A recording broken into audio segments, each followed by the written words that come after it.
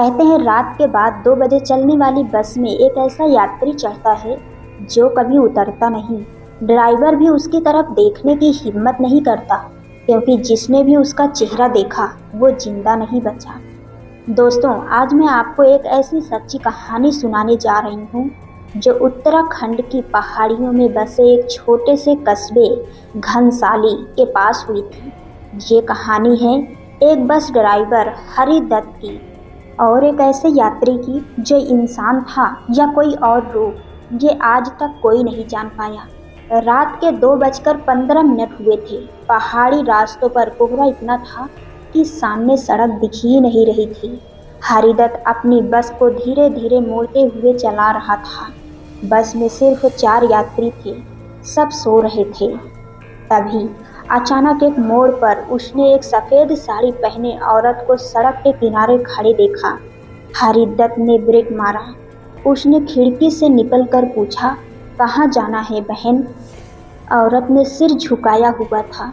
धीरे से बोली, मुझे अगले मोड़ तक छोड़ दीजिए। आवाज़ बिल्कुल ठंडी, जैसे बर्फ छू ली हो। ड्राइवर हिचकिचाया, फिर उसे बस में बैठने दिया। वो पीछे सबसे आखिरी सीट पर जाकर बैठ गई। लेकिन अजीब बात ये थी, बस के अंदर कोहरा फैलने लगा, मानो वो अपने साथ ठंड लेकर आई हो। हरिदत्त ने पीछे शीशे से देखने की कोशिश की, लेकिन अजीब बात, जहाँ वो औरत बैठी थी वहाँ की रोशनी टिमटिमा रही थी।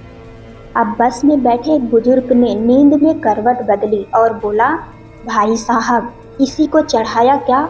अचानक इतनी ठंड क्यों लगने लगी? हरिदत्त ने जवाब नहीं दिया। उसे बस इतना महसूस हो रहा था कि कुछ ठीक नहीं है। कुछ मिनट बाद बस एक सुनसान खाई के किनारे वाले मोड़ पर पहुंची।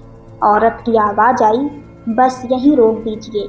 लेकिन हरिदत्त डर गया, क्योंकि खिड़की खोलकर देखने पर बस के बाहर घना अंधेरा था।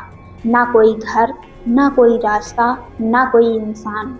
उसने धीरे से पूछा, आपका घर कहाँ है? औरत धीरे धीरे उठकर ड्राइवर के ठीक पीछे आ गई। उसके पैर बस के फर्श पर नहीं, कुछ सेंटीमीटर ऊपर थे। हरिदत्त की सांस रुक गई और अब औरत ने ऐसा कुछ कहा जिसने उसके पैरों तले जमीन खिसका दी। मैं घर नहीं जाती, मैं तो बस साथ चलती हूँ, जहाँ भी कोई मुझे जगह दे दे। अचानक बस हिलने लगी। पूरी बस के अंदर अजीब सी बदबू फैल गई, जैसे कोई पुरानी मिट्टी, सीलन और शव की गंध हो। औरत धीरे धीरे झुककर ड्राइवर के बिल्कुल पास आई। हरिदत्त ने उसके चेहरे की तरफ देखने की हिम्मत की और वो चीख पड़ा।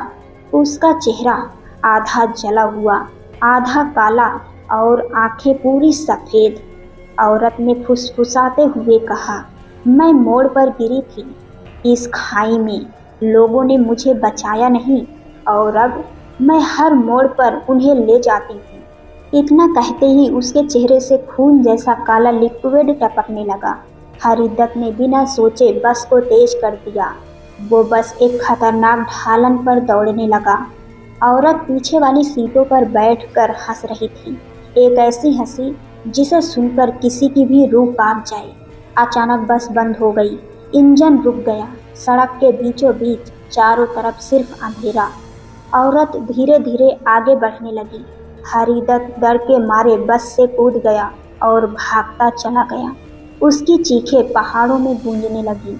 सुबह जब पुलिस पहुंची तो बस सड़क के किनारे शांत खड़ी थी, लेकिन बस के अंदर एक भी यात्री नहीं था। सब गायब थे। सिर्फ आखिरी सीट पर गीले पैर के निशान थे, जो खिड़की की तरफ जाते जाते अचानक गायब हो जाते थे। खिड़की से बाहर, ठीक उसी खाई में जहां सालों पहले एक औरत गिरी थी। पुलिस आज तक नहीं समझ पाई कि हरिदत्त की बस में क्या हुआ, लेकिन आज भी उस रास्ते पर चलने वाले ड्राइवर कहते हैं, अगर रात के 2 बजे कोई औरत सफ़ेद साड़ी में लिफ्ट मांगे तो बस आगे बढ़ जाना, क्योंकि वो इंसान नहीं होती,